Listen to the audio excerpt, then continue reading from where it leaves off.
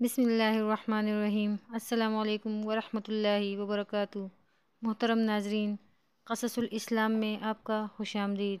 قصص الاسلام ایک ایسا چینل ہے جہاں ہم اسلامی تعلیمات، قرآن و سنت کی روشنی میں مختلف موضوعات پر بات کرتے ہیں۔ آج کا موضوع ہے نفس ملہمہ، یعنی وہ نفس جسے اللہ کی طرف سے نیک اعمال کی طرف تحریک دی جاتی ہے۔ اس ویڈیو میں ہم قرآن و حدیث کی روشنی میں نفس ملہمہ کو سمجھنے کی کوشش کریں گے اور یہ جانیں گے کہ کیسے انسان اس مرحلے تک پہنچ سکتا ہے۔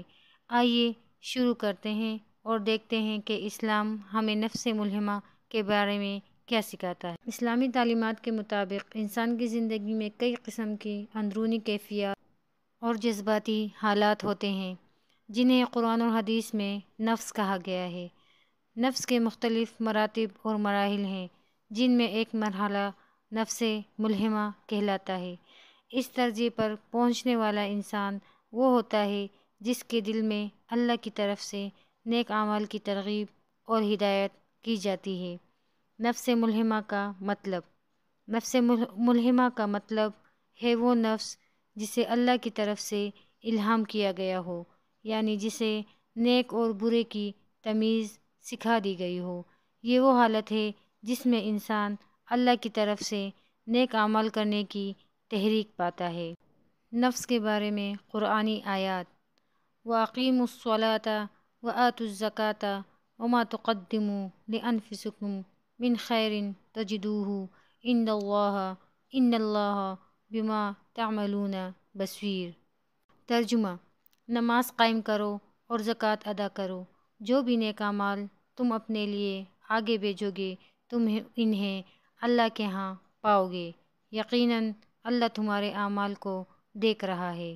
یہ آیت مسلمانوں کو ان کے دینی فرائض کی یاد دہانی کرواتی ہے کہ نماز اور زکوٰۃ نہ صرف اللہ کی عبادت کا حصہ ہیں بلکہ معاشرتی انصاف اور روحانی ترقی کے اہم ستون بھی ہیں۔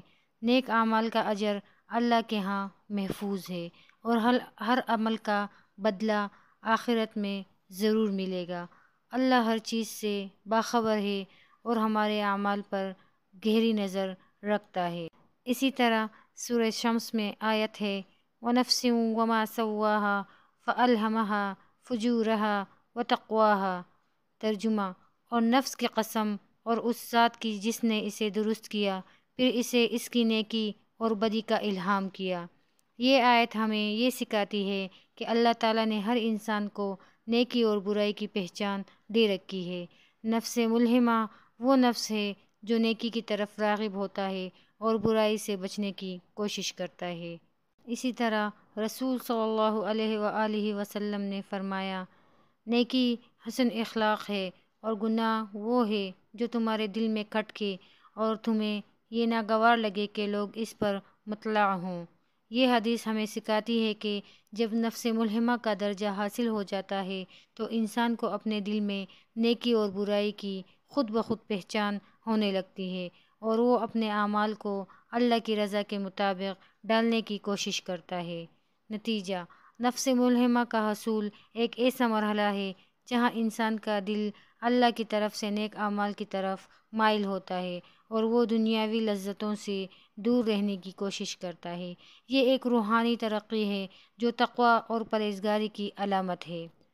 اسی طرح قرآن میں اللہ تعالیٰ فرماتے ہیں: وَلَنَبْلُوَنَّكُم بِشَيْءٍ مِّنَ الْخَوْفِ وَالْجُوعِ وَنَقْصٍ مِّنَ الْأَمْوَالِ وَالْأَنفُسِ وَالثَّمَرَاتِ وَبَشِّرِ الصَّابِرِينَ۔ ترجمہ: اور ہم ضرور تمہیں آزمائیں گے کہ کچھ خوف، بھوک، مالوں، جانوں اور پھلوں کے نقصان سے، اور صبر کرنے والوں کو خوشخبری دے دو۔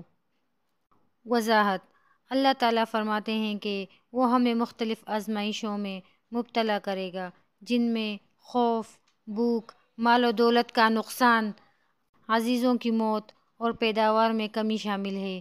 یہ آزمائشیں اس لیے دی جاتی ہیں تاکہ یہ دیکھا جائے کہ بندہ مشکلات میں کس حد تک صبر کرتا ہے اور اپنے رب کی طرف رجوع کرتا ہے۔ محترم ناظرین، نفس ملہمہ کی یہ کیفیت ایک نعمت ہے جس میں اللہ اپنے بندے کو برائیوں سے بچنے اور نیکیوں کی طرف مائل ہونے کا الہام دیتا ہے۔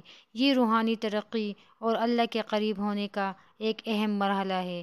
ہمیں کوشش کرنی چاہیے کہ ہم اپنے نفس کو اس منزل تک لے جائیں تاکہ ہماری زندگی اللہ کی رضا کے مطابق ہو اور ہم دنیا و آخرت میں کامیابی حاصل کر سکیں۔ اللہ تعالی ہمیں نفس ملہمہ کی دولت عطا فرمائے اور ہماری زندگی کو نیکیوں سے بھر دے، آمین۔ اگر آپ کو یہ ویڈیو پسند آئی ہو تو اسے شیئر کریں اور ہمارے چینل کو سبسکرائب کریں تاکہ مزید اسلامی ویڈیوز آپ تک پہنچتی رہیں۔ اللہ آپ کا حامی و ناصر ہو۔